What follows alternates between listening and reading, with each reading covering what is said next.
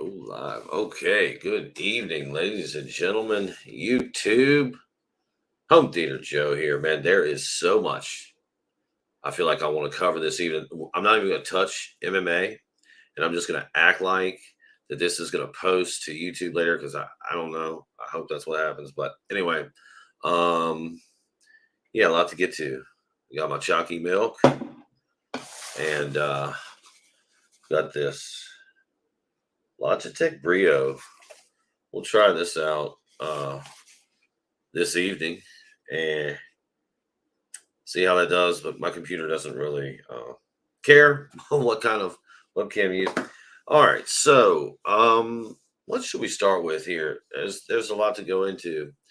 Uh, I want to get into, I guess, first of all, we'll break into some little nuggies for you, man.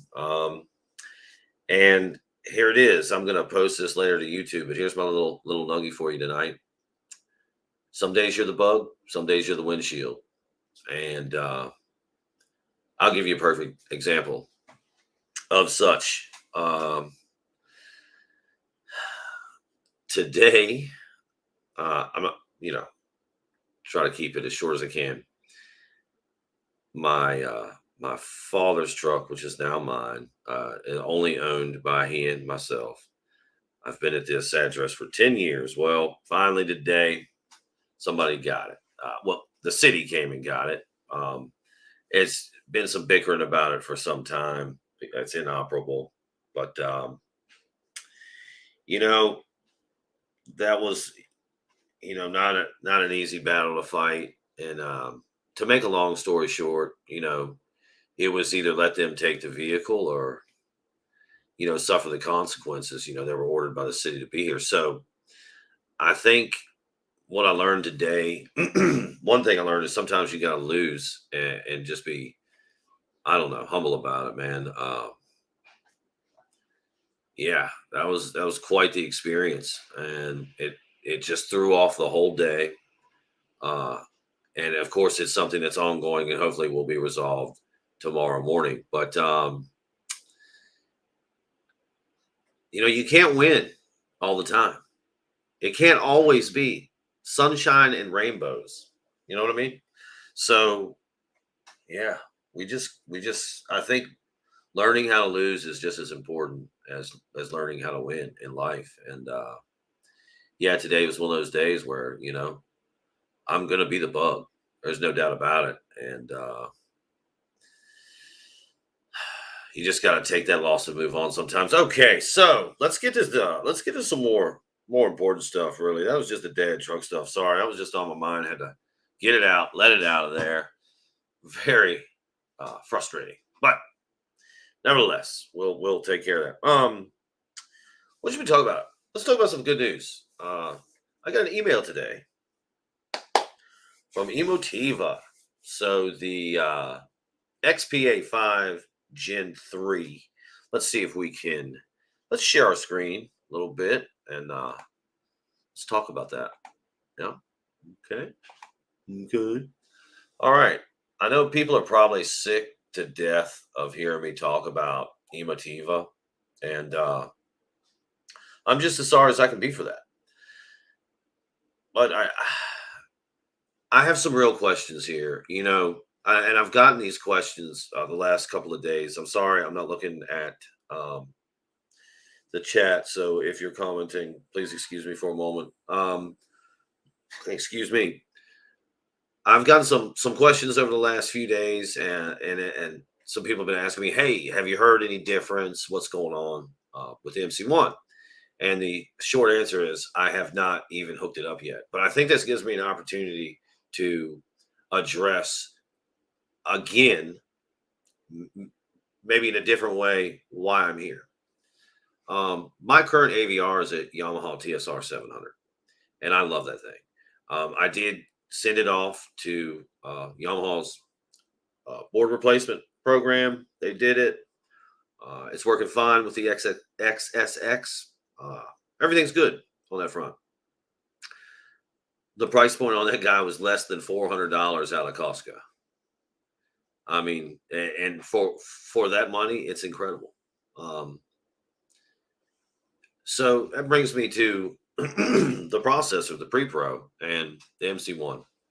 Well, part of the problem with going with separates is you need amplification. So here we go. I already have a, 4-channel amplifier here. So now we had to get the Gen 5. But I also want to talk a little bit about power. So if we look at this guy, we see at 8 ohms, we're 250 watts into all channels driven, which is big. That's that the Yamaha TSR 700 that I'm speaking about just now. When all it's a 7.1 system, so it's 5 bed layer, 2 heights, 1 subwoofer. I actually have 2, but it's a mono signal, so it's a 7.1 system. If all 7 of those speakers are hitting at once, I mean, before my amp, before I added the A4, which by the way, I can only pre-out the front, left, and right speakers on the TSR 700. Maybe every channel's getting, I don't know, 50 watts, 45 watts, if they're all running at once. Then I added the Basics A4 in anticipation to having 4 height channels one day. Hopefully one day soon. So now I am able to have the front, left, and right speakers have their own dedicated 100 watts each. So that actually helped my entire system when I did that. It helped the other speakers in the system. There's no doubt about it. So I say all that to say, when you switch to a processor and you go pre-pro, you lose the amperage, but you now have to provide that power. So at 5 channels here, okay, I'm gonna take 5 channels and drive 250 watts max into all 5. So my front, left, right, and center can have up to 250. Same for my left and right surround. And the A4 will handle obviously the overhead of the height channels, and the A4 only gives you 100 watts per speaker, or channel. But I mean, honestly, do you need that? I'm not sure. So, um, very shortly here, within 48 hours, this will be here, and then we'll get to have a look at both of them.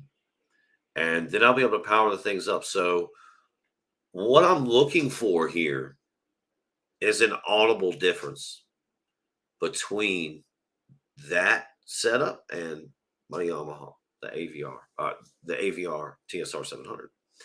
And it's I hope it's exciting. I'm not sure. Let me go ahead and cancel that out. Let's see here. Hey, CG, my guy. Sorry, I was just rambling. I use the CX speakers. I have another actually great for TV speakers. Let me ask you, CG, are you on the wall, or are you on a stand? And if you are on a wall, do you have that setting in your settings to wall? There's a question for you. So, yeah, I really want to answer this question about the seven. Like, I'm in the budget bottom end of AVRs, right? And I'm going to be in the bottom budget end of processors. No doubt about it. Is your 5.1 or 7.1 soundbar? Prefer actual speakers around me as opposed to the bar? No, sir. Mine's on the stand. Okay, I got you. I got you. Cool. Mine is actually, yeah, it's 7.1, but it's individual speakers. I actually rocked a sound bar for a couple years, few years, and I've had some good sound bars, and I believe they have their application. But to be totally honest with you, when I went to the OLED, I thought to myself, especially when we got the 77 in here, I just knew, I was like, man, I can't just have a sound bar here. I needed to complement what the image with sound, which I'd already had experience in. So the soundbar was like an attempt to be minimalistic. But I found a clever little line, I feel like, that I walk with. Both of my subs are, behind or back end of the room, near the side surrounds. So you don't see those. And my front stage, left, right, and center is in wall. And of course, I have 2 height channels. Now, let me just be clear. I think there's been some mistakes in building this theater, and one of them was keeping those height channels too far away from the listening position, the primary listening position. Uh, so that was a mistake. And I would have preferred to put um, end walls on a baffle. So they were, I think, Mono Price makes a pair that it's on an adjustable 45 to 30-degree baffle. So you can set that, and as well, the height channels I believe need to be pressed in a little bit and closer to the listening position. So yeah, I would definitely. I'm going to have a chance to redo all that uh, in the new build in the future. So that's going to be very exciting. But yeah, I think one of the biggest questions to me is like, okay, I've spent this money now on this gear. Is there going to be an audible difference? Because I'm not adding two more height channels in this room. I'm leaving it as is and waiting to get to the new build to put four height channels up there, giving me a total of five, um, five bed layer and two up top.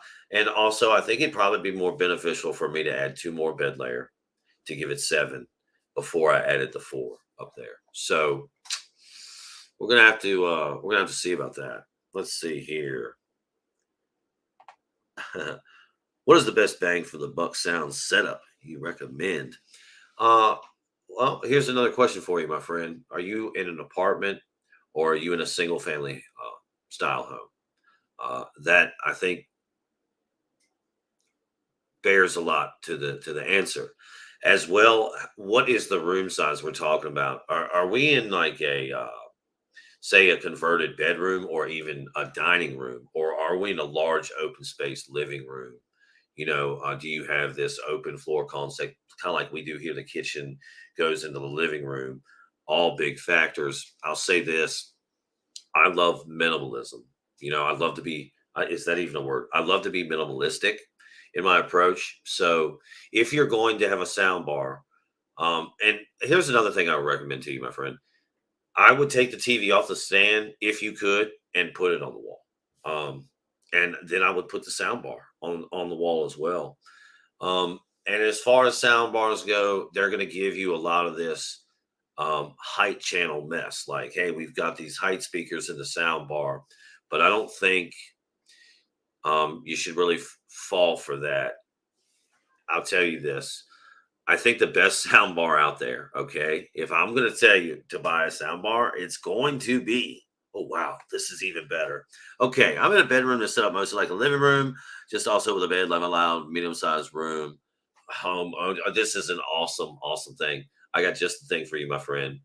Um, if I were you in that room, and you can do this just like I did, extremely, extremely budget friendly, I'd put in walls.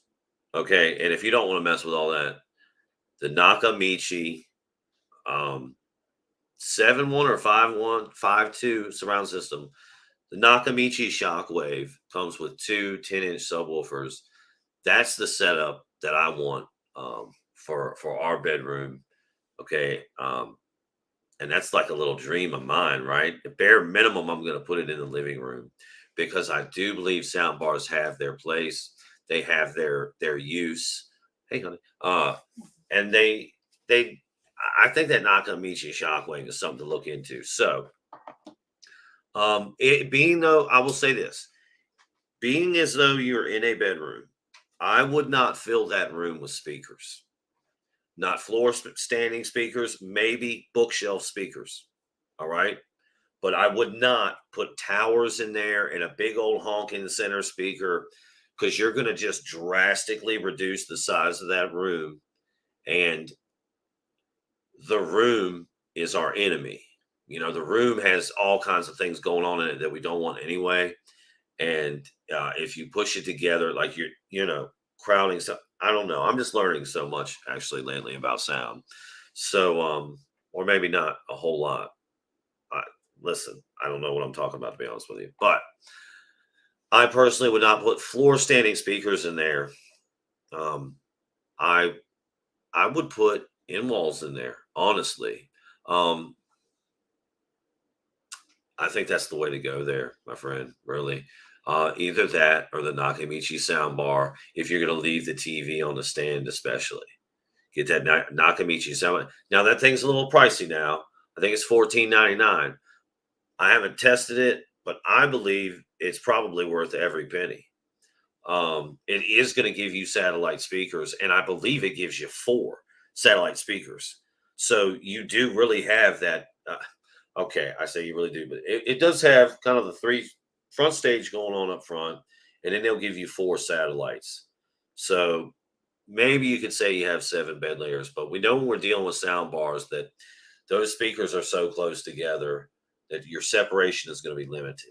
So what comes out on the left and the right side of the sound bar is not going to be, it might be negligible. You know what I mean? So there are drawbacks to sound bars, but I believe they have great uses. And being as though you're in the room, you're saying, I'd either do the Nakamichi. Now, subwoofer placement is huge too. So being that you have 2 of them in there, I mean, but 2 of them would rock that room, man. Holy cow, that would be awesome. Um, yeah, that's exactly what I would do, brother. If you weren't willing to go in wall, and in wall's a lot of work, man. It's a lot of work.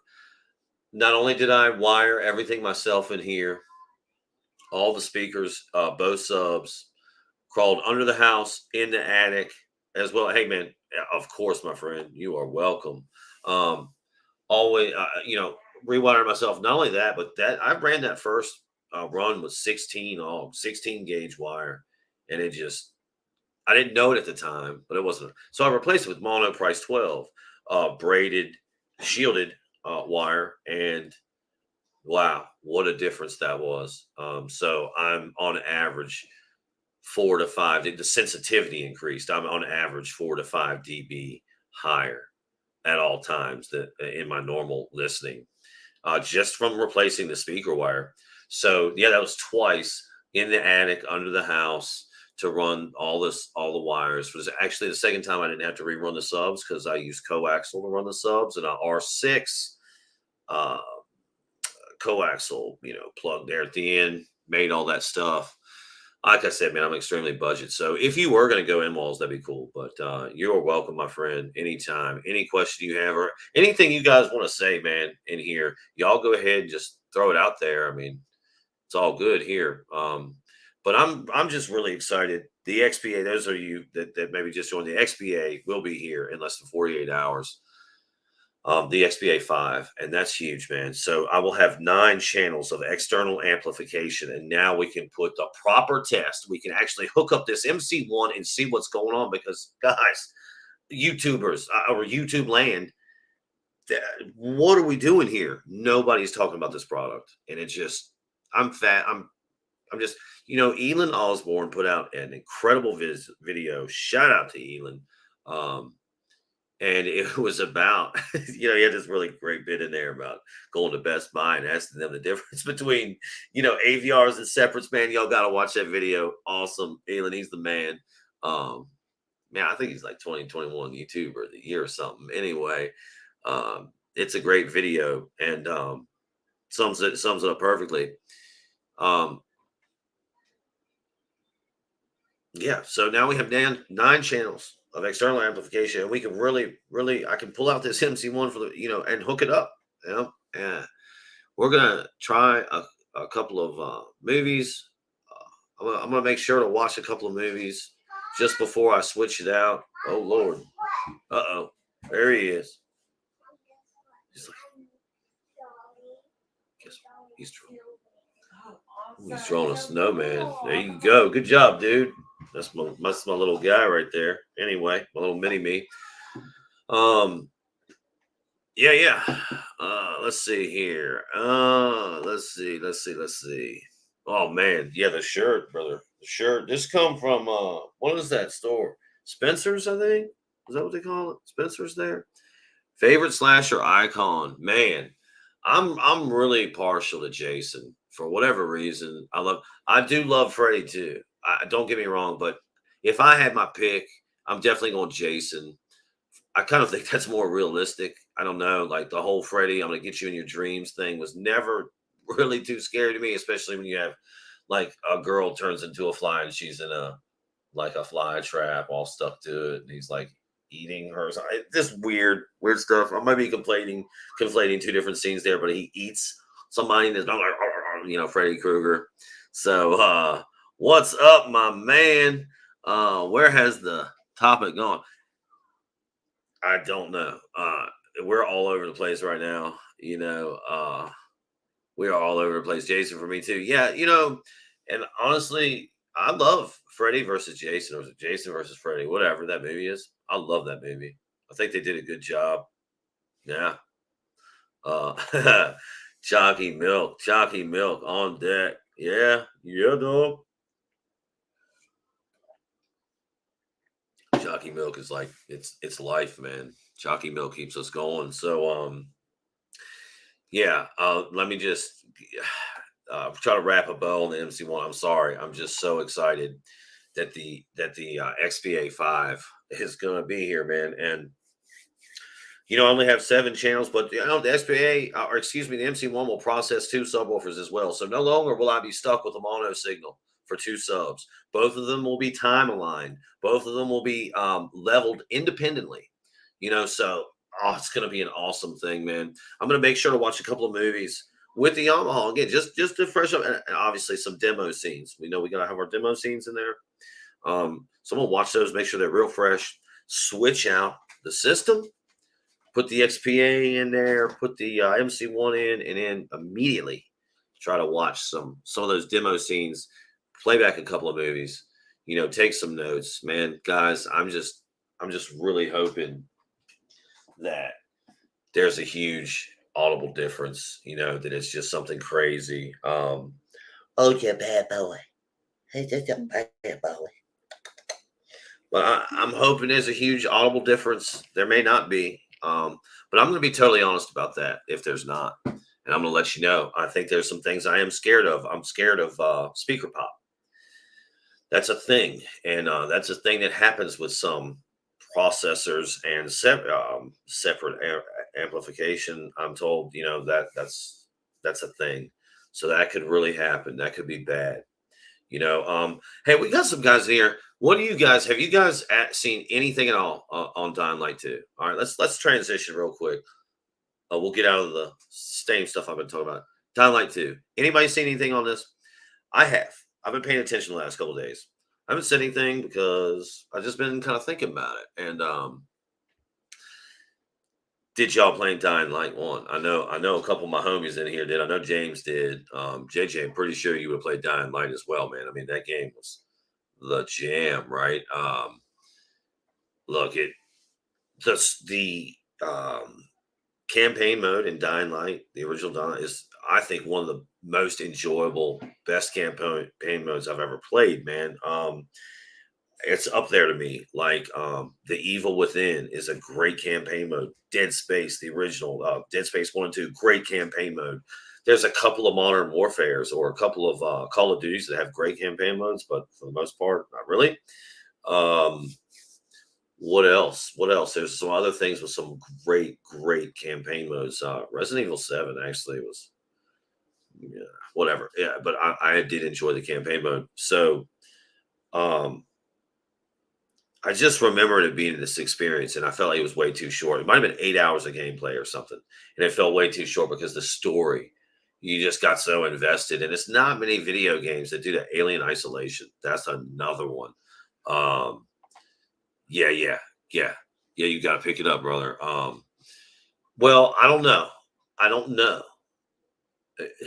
I bought Dead Space 1 before I bought Dead Space 2. That's what I'm getting at, is that no, I'm not so sure about this Dead Space 2 mess, man. I'm sure the game looks a little better. And I'm sure there will be, updates to come and things will get fixed. Alas, they're already saying the campaign mode. I've seen a couple of people review this now, say about the same thing. They don't like not that they don't like the campaign mode, but the campaign mode is, it's just not like I guess it's not like the first one, and it's hard to duplicate, and nor should they. But maybe that's another part of the problem. They've tried to duplicate a little too much. I'm not sure, but I'm just betting. I don't think this game is for me, so I'm not going to pick it up. I'm not going to buy it. I'm just going to wait, see what happens with it. I waited for Resident Evil 7. I waited with that, but so many people had so many good things to say about it that I purchased it. I've yet to play Resident Evil Village, which I have to play. I've yet to finish Outlast 2. Um, Wait a minute. Outlast 3, I guess, right? Whatever, because you got some download stuff. But what do you guys think about Dying Light 2? I mean, and as well, playing the multiplayer in that game was so much fun, man. Getting up with a few of your homies, like just running the streets and killing zombies, hacking them and slashing them to death with the weapons you make. Like, that game was a lot of fun, man. Yeah, looting and buying stuff. Yeah. Oh man, JJ, wow. Yeah, Dying Light 2 is coming out, but like I said, I don't think it's gonna be like Dying Light, man. Like Dying Light 1. So that's it. There was some excuse me, there was some UFC last weekend, but we don't really need to get into that. I think I'd like to rather save my thoughts and need a couple more days to soak that in and see how I really feel about it. But honestly, I guess we've kind of covered it all. The dad's truck, the little nuggies thing. Um, let's see. We got something here from CG. Have you tried your SXX on both your C1? Oh, yes, yes. Any noticeable difference? Sometimes I really wish I waited for the C1 and had that game on. Okay, all right, dude. Let me just put you these right here.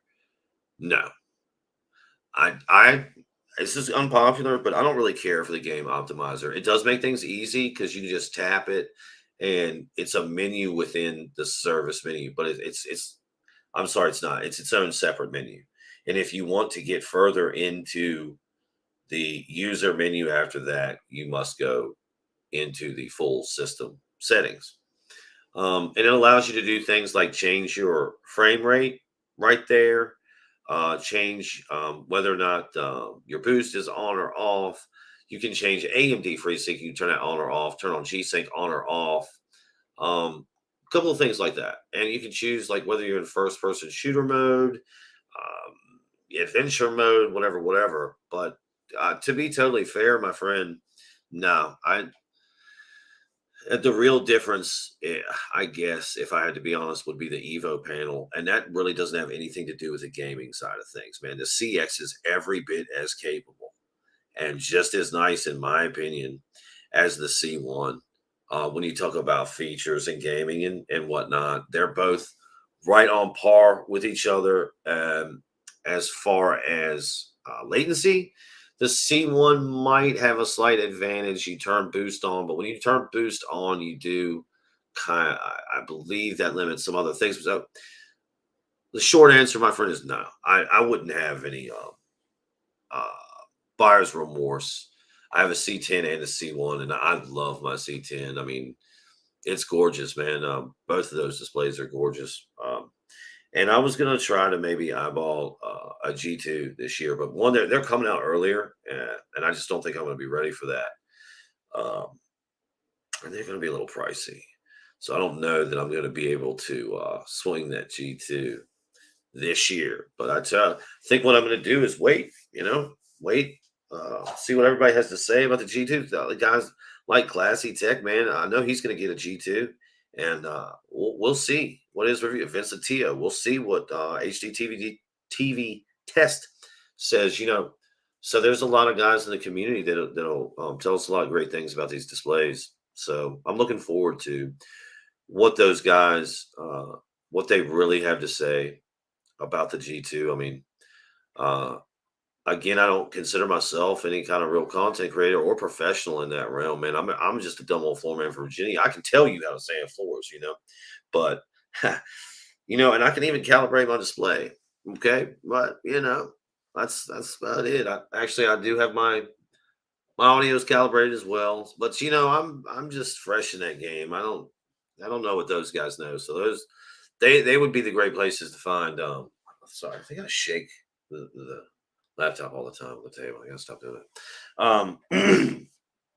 Yeah. Okay. So I wanted to talk about the little nuggies and the truck thing. Yeah, man. Just to recap that, man. Sometimes you just gotta know how to lose and just lose gracefully. It's no point making it worse. Yeah. So and humility taught me humility again today. Like knocked me down a rung or two, which is a good thing, man. We need that every now and again. Talked about that. Hopefully that'll get straightened out tomorrow morning. Talked about the XPA5, which I just can't stop saying. Talked a little bit about Dying Light. Um, I feel like there was something else. Was there something else that no? What do you guys got? You guys got anything? Um, yeah, I don't know. I feel like I'm missing something though. That's okay. It'll come to me some other time. So yeah, we're 30 minutes in, and I appreciate all you guys as always. For coming in, keeping me company. Keeping the comment section alive. Um, I really appreciate this format. I love it. It's a lot of fun for me. Um, so obviously, I'm going to want to try to keep doing this, but the videos won't stop. I'm going to make content. Obviously, I hope to really push this MC1 discussion because I keep talking about the MC1, but I think it's not about the MC1 as much as it is the state of the industry. And again, I'll reference Elon's video, which hits the nail right on the head. Like, there should be more options for us, y'all. Plain and simple. CG with a great question, actually. Who wins this weekend? Izzy or Whitaker? Man, excuse me. I have a couple of thoughts here. I'm gonna try not to go on a tangent, but it appears that Izzy has had some gyno flare up again. So that's to be noted. Robert Whitaker, I think we kind of forget that guy was the champion. And as well, since he has come back, he took some time off to spend with his family and stuff. After that title loss, um, he came back and had a really hard fight, if I remember, with Gastelum. Was that the first one back after that long layoff? Maybe I can't remember the exact order, but uh, we can't forget that he is just he's uh he's been beating everybody since he's been back. Whitaker's world class, man, and we're lucky as fans. I think, honestly, I think we're lucky as fans because we're in this time where we get to watch two of the best guys at 185. Um, I'm actually hopeful that Whitaker wins the fight because then we'll see that trilogy fight. But to be fair, I think they'll fight again regardless. Izzy can win this fight, and in another 2-3 years, if Robert Whitaker and Izzy are still fighting, they're going to have to duke it out again because I don't think Robert Whitaker's going anywhere. He is just that good. His boxing and everything is really good. He got a little exposed against Izzy, but Izzy's going to do that to most people, and I think he understands he has to come in and do a little more. Droopy titty flare up. Yeah, that droopy titty, man. I don't know I know what's going on with that, but I just, it's honestly, it's despicable, man. Like, really. Um, you do all that trash talking on call stuff for real. So, who else is on that fight card? Should we, should we, what is that? Let's see. UFC 271, right? Mm-hmm. Okay. All right, I guess I should let's do this. Let's share. Let's share our screen. Real quick before we get out of here.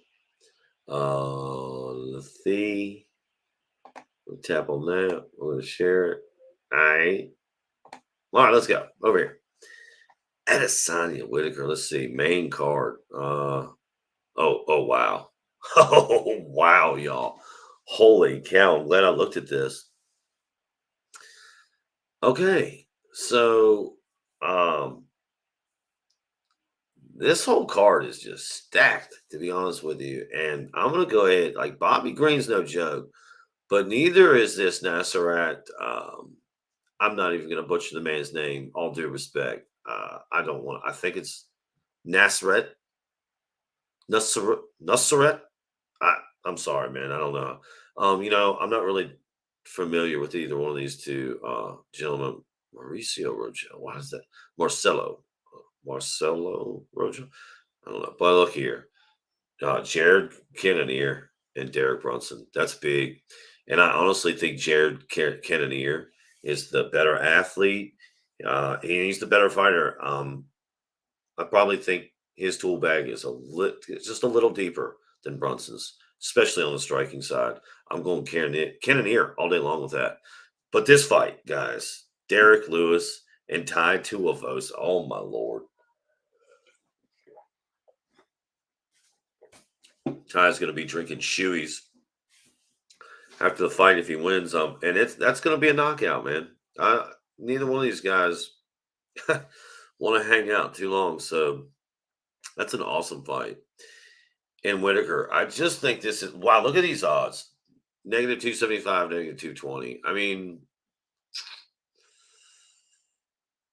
that's not too bad, honestly. I mean, Whitaker's. You gotta take him serious, man. I mm, it's tough. Israel is such a sniper, man. He's so good at what he does, and I've recognized that from the moment he stepped in the UFC, and I learned who he was and watched some of his kickboxing footage because I wanted to know who this guy was after his first fight in the UFC. And the style bender, and so yeah, I'm just really disappointed. And let me just say this: everybody in the UFC, they're all on roids, man. It's not like one of them is, one of them isn't. So, you know, I don't want to pick on anybody because they're all doing it. Uh, yeah, okay, all right. Well, there we go. We can stop the share there. Let's see, let's see. Oh, what have we got? Gustafson is back at heavyweight versus Big Ben. Hey, man, Big Ben Rothwell, dude. I have always thought that guy is just so dangerous, man. You look at his wins and losses, and we could do that, but then we're going to be here forever. And I know nobody wants to hang out forever. So, uh, I, Rothwell is, man, I don't want to say gatekeeper because I feel like that's disrespectful. But what I do want to say is that's one hell of a guard dog.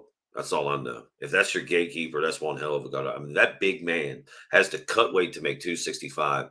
His hands are so big, he wears like I don't know, a 4X glove or something. And he just smashes it. If he connects with you, it's gotta be real bad. Let's see what CG says about it. Derek Lewis is gonna in the shoey train. Yes, my man. You know what? Hey, I'm not mad at you. That's a good call. That's a good call, man. Yeah. I tell you, you know what? I'm honestly a little mad at Derek Lewis. I don't think he wrestles enough, and I think he doesn't wrestle enough because of his gas tank. He doesn't want to, take that gas tank out. So, um, he doesn't wrestle, but he's got some of the most vicious ground and pound we've seen since Cain Velasquez, and I think he's more powerful in ground and pound than Cain Velasquez. So I don't know why he doesn't do it anymore. I mean, guys can't take him down. If they can, they can't hold him down. And once that big man gets on top of you, you can't get him. It just makes more sense for Derek Lewis to be taking guys down. Let me take a half a step back and just say Gustafson. I really wanted him to do well at heavyweight, but he lost that first fight, and that's now like over a year ago, probably right, or just around a year, whatever. He lost that first fight to lost his first heavyweight fight to I can't remember, but I have high hopes for him at heavyweight. I wish him all the best, man. I wish all these competitors the best. To be honest with you, Ngannou versus Big Ben would be fun. Oh wow, yeah, but you know what? Ngannou's gone, my man. He ain't never coming back. He's done. So That's my opinion. I don't think he's coming back. I think it was just, yeah, I don't know. But anyway, yeah, it's going on 40 minutes here, so I'm gonna head out of here. But I really appreciate y'all, man. I love the interaction. I really appreciate everything and everybody. So yeah, I think it's that time. I look forward to seeing y'all in some videos. Make some of those and dropping some little nuggies here in the future. Um, yeah, yeah. I think we can wrap a little bow on this now. A big bow on this. Sorry. Let me get this one. Oh man, I don't know. That's a good question. Wow. Honey, what would you care to watch, if anything, tonight? CG wants to know what we're gonna pop into the player. Joe, you pick the movies we watch. Don't say that, honey. Don't say that. We're live. You can't say that stuff. You have to say, "Oh, I don't know, honey. You're good at picking movies. You just pick it." I want to watch Sweet Home Alabama. Was I not supposed to say that? There you go. I watched Alien 3 last night. Hey, Emma May's out here. Hey, babe, it's okay. We're just we're signing off. It's fine. I watched Alien 3 last night, brother. Oh, dude, like, was it your first time watching that movie? Because if it wasn't, Alien 3 is so good. I'd forget the gentleman's name. He used to play on the show called The Rock, but he's like the preacher guy. In the not Dwayne Johnson, The Rock. I don't know why you're not. Preacher guy. He used to play. Let's show on Fox. Yes, honey, this is live. It's okay. Eh, yes, love. I swear, almost done. It was good. Oh wow, that's what I was forgetting. Thank you, honey. Yeah, we watched Doom last night. You know, because CG, we was like talking about movies the other night, so we did. We watched Doom, and I thank you for saying that, honey. I really wanted. That's what I was missing before. So I use Voodoo a lot of times to test video quality. And I know that doesn't make any sense, but if I have a good stream on Voodoo, like I know that the disc, the hard copy source of that movie is going to be really really good. Dune on Voodoo was pretty good. It was pretty good. Yeah. We talked about it too much. We did. But yeah, I'm not gonna spend the money on the 4K, to be honest with you. But we have it now, honey. I bought it on Voodoo because it was on sale. It was like $12, so we got it on Voodoo. She loved it. She loved Dune, and I did think that that dude, whoever he is, like I think he's that young man, he did a really good job. I think, oh hey, what's up, Doug? I thought he did a really good job. Let's see. Not my first time. You prefer the special? You know, I really don't because in that particular film, I find that the special version just means that the scenes are extended by maybe 7 or 9 or even 20 seconds, and it's a few of them. And I believe in that one, it does tack on another, I don't know, like 20 minutes maybe. Tacks on a good bit, right? But no, wait a minute. Actually, I do like the special version because in that special version, you get the scene. I just watched it the other day too. You get the scene where they're like butchering the cows or whatever, the big ox at the beginning. That's not in the theatrical, I don't believe, right? Yeah, so I really do actually like that special version. So everything I just said, just throw that out. We'll edit that out later. So I just made a total bass of myself, but that's okay. I do that a lot. I make a bass out of myself. Okay, so anyway, man, I love it. Love you guys. This was awesome. Um, thank you. Thank you for hanging out.